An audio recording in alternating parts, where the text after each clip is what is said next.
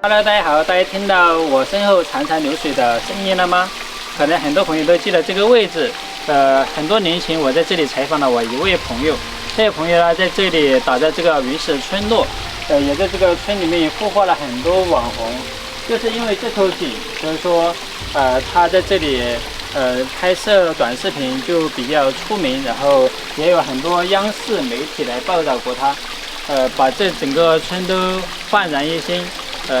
把那些烂房子都已经全部翻修，有的房子现在也改成了民宿，吸引了很多全国各地的朋友到这里来游玩。我们来看一下，它这里最特色的就是这口井，常年不断的流水，而且这里面的水是恒温的，冬暖夏凉。再看这个水，而且这些石盆都是很有特色的，平时村民在这里洗菜、洗衣服。这里的水至今为止从来没有断过，一直都是这样子。我们往这里走上去，就是我朋友当初拍短视频的地方。这第一户人家呢，就是一位奶奶家，她刚来这里的时候就是拍这位奶奶开始的。然后后面呢，他们又在后面租了个房子，他们在这里扎根拍视频。从一开始一个人的团队发展了现在20多个人，可想而知他们是做的有多么的成功。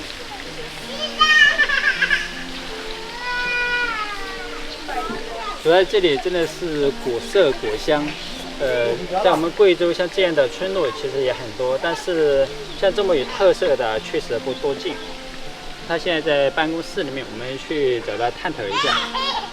我朋友当初刚来到这里的时候，也是邀请我一起在这里打造这个村落。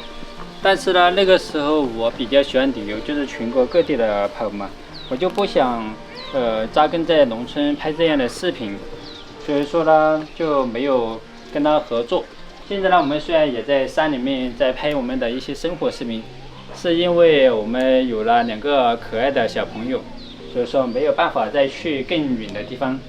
现在看来呢，他这样的这种生活节奏也是我们比较向往的，所以说我们来这里会跟他一起探讨一下接下来该从哪方面去发展。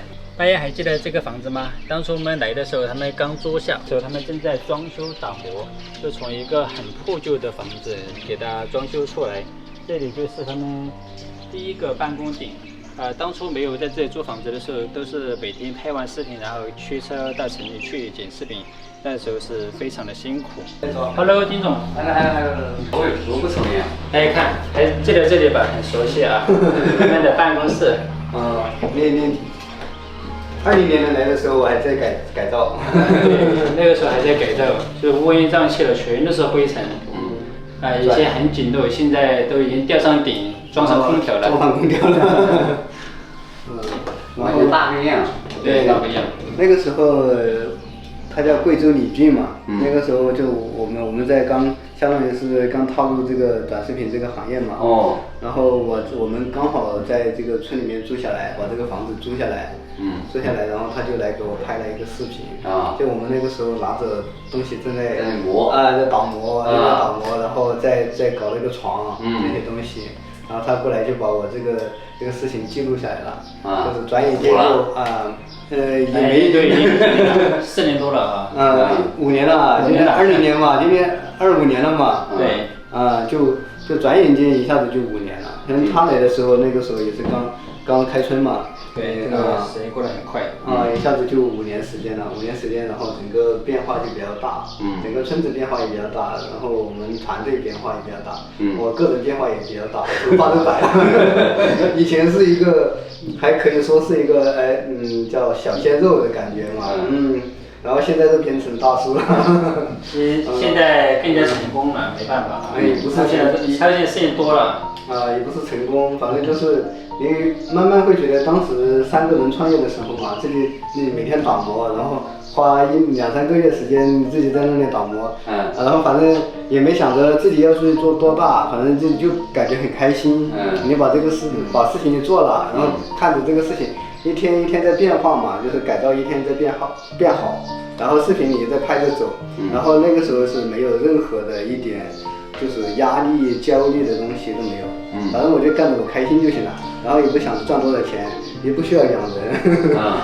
现在自己干好。对，然后现在的话就不一样了，现在要养人，然后团队那么多人，你还得发工资，每个月你得考虑，我这个月我要卖多少货，然后才能解决大家的这个工资的问题，所以压力会比较大。然后你会讲平台在变化，我流量过去了，是吧？然后你又会想那么多问题，然后就焦虑。一个人带火一个村，然后在这个村有这么大的改变，而且呢，还让几十人跟着有饭吃。这样讲呢，还是好像蛮有成就感的。真的是很厉害的一个人啊。然后其实后面慢慢回过头去想吧就是当时我们开始在拍摄短视频的时候，你看没有这些朋友的那个支持，然后他开始我在这里拍视频的时候，我都不会拍。然后有时候都请教他，然后他也来那个支持嘛，然后还有就是村里面的人也支持，然后不然如果大家都排斥你的话，你在村里面你也做不好对，也很难。就现在你们村发生这么大的变化，而且也在做民宿这一块，那你对民宿这一块是什么想法？民宿这一块的，我觉得这个点问的特别好然后就好像又回到5年前的那种感觉了。就是我的一个想法，我还是想去结合我们现有的资源。现在的话比以前更加有资源的嘛。对，以前没有那么的一个宣传声量，现在我们有自己的一个团队了，有宣传声量了。我觉得接下来的话，可以去结合旅居来做。然后因为我们这个村里面，我们把这个村把它拍火了之后就是有很多项目资金落地到这里。然后我们村集体修了一些民宿，然后今年我就先拿了一栋民宿过来，然后我们自己做尝试。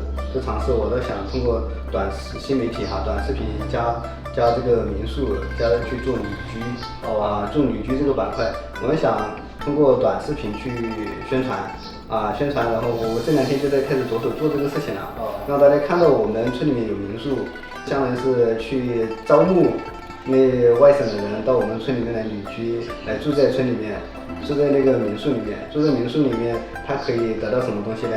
他可以在跟其他地方不一样的感受跟我们奶奶拍一个视频，是吧？可以跟奶奶们体验当网红的感觉，跟奶奶们一起去干农活，一起做美食。我觉得这个体验是在别的地方体验不了的，是吧？然后我觉得这个是我们这边的一个优势。天在黑的时候留洋，然后就开始回卷了，然后整个村那个房顶上就开始冒炊烟，那种感觉自己其他地方就很难体验到的。然后它又很亲近，它这里它可以体验一下，就真正的乡村的那种感觉。它真正能沉下心来，在这里它可以养心。然后接下来我们也在想着。除了这个养心然后体验做网红，然后我们也想着是不是可以去加一些康养的一些东西进去。如果有那个老中医村里面的老中医，他能到我们村里面来坐镇，在村里面来，然后为外省的游客把脉，是吧？大家看，现在正是留洋回郡的时间，这里的生活气息是非常足的。这里跟其他地方不一样，它没有那么商业化，就是说一旦商业化了就不让养这些牲畜，但这里还是依旧和以前一样。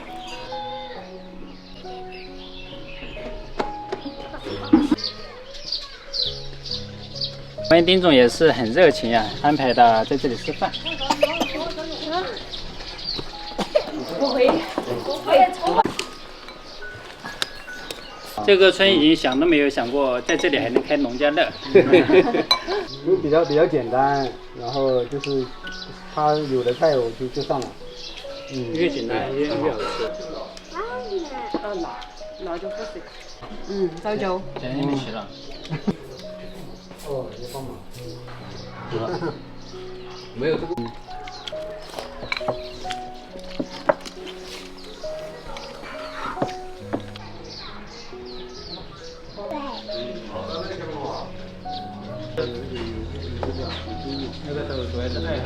吃完饭后，我们让丁总带我们看一下他们现在的民宿。那这个设计风格是不错的。还有那个扫地的，哎，你在给他们扫地啊？真厉害。我们这边哈，目前之前是他们在运营嘛，然后我们拿下来就还在改造。那包括这些地板啊，这些相对做的比较粗糙一些，因为之前它这个是村集体这个项目落地嘛，落地了就是这些师傅啊，都是村里面的人，他们自己来弄的话，他们就不专业，你看搞的这个啊，包括这些啊，他就达不到那种品质的那种技术嘛。然后后面我就把它那个全部改造，我自己打磨，然后把它打磨了，然后再抛光一下，打磨了，然后就上一层墨了油，然后整体看起来就相对连亮了一些。它这个才真的是木地板啊！这是标准的木地板啊，对。然后我们的这个墙上也是用的那个晒洗，就是以前用来晒粮食的那个。对，那个晒天嘛，我们叫晒天。对。然后把它放在墙上，然后整体的全是木质的，然后包括这个床也是直接用的那个原木，这个真的就是木质床，然后原木。每一张床都是独一无二，因为它这个造型都是不一样的。对。然后以前他们也做的比较粗糙，然后我就重新把它打磨了，上一个墨蜡油在这上面，然后摸起来就比较光滑一些。确实打磨完后完全不一样了。对，整体就感觉乐高到很多。这个床头柜啊，然后我在想自己改造一下，然后在墙上再贴一点我们村里面的画，就相当于我自己拍的照片，把它搞成那个把它搞成照片贴在上面。别看这是一个老房子，它这里面的功能很齐全。不仅有这些现代化的设施，还有中央空调，还有淋浴巾这个就是一个洗漱的地方啊，洗漱台。然后这里就是一个马桶，然后淋浴间所以就是相当于就是标准的那个符合城里人的这种居住环境嘛。对，酒店的那种感觉。对，就相当于是外面是570的厂商，里面是5星级的装潢我觉得整体效果把它搞出一点效果还是没问题的，因为现在天黑了嘛。如果天没黑的话，这个窗户看出去就像一幅画对，就是窗户看出去很好看。包括这边也是一样的，这边也是2个窗户嘛，这个采光会比较好。这个位置可以喝茶看着书对，然后包括这个有的时候的一些桌子呀，可以自己改造一下，放到这里坐着就比较惬意。这里就是比较这就是一个休息的地方嘛。这个位置也是不错的，晚上可以对这里设计感觉意境对，这个设计感觉设计理念还是比较好的。没想到一栋老房子能把它改造成这样，可能这户人家想都没想过这个房子还能这样做当初像这样的房子，他们使用的空间就只有下面这一层，上面一般都是对一些杂物去楼上看一看。它这两边这个套房都是一样的格局，我们去看一下楼上。这都是打开的。这上面呢，从这个楼梯间上来，这里有2个茶室。这是2楼，的话，因为它这个房子的格局嘛，然后也不太好开高大的窗，然后这里就是开了那4个小窗。如果说这里有一个天窗能打开就好了，可以在这里弄个小阳台对，它那样的话造价会比较高一些。这落地窗就可以看到楼下。楼下。像这样的房子其实适合一家人来住对，像这里也是有厕所的，它这个厕所是另外加订上来的，做的一个专混结构。像这样的话，它就防雨防火嘛，这种。对，它比较防潮。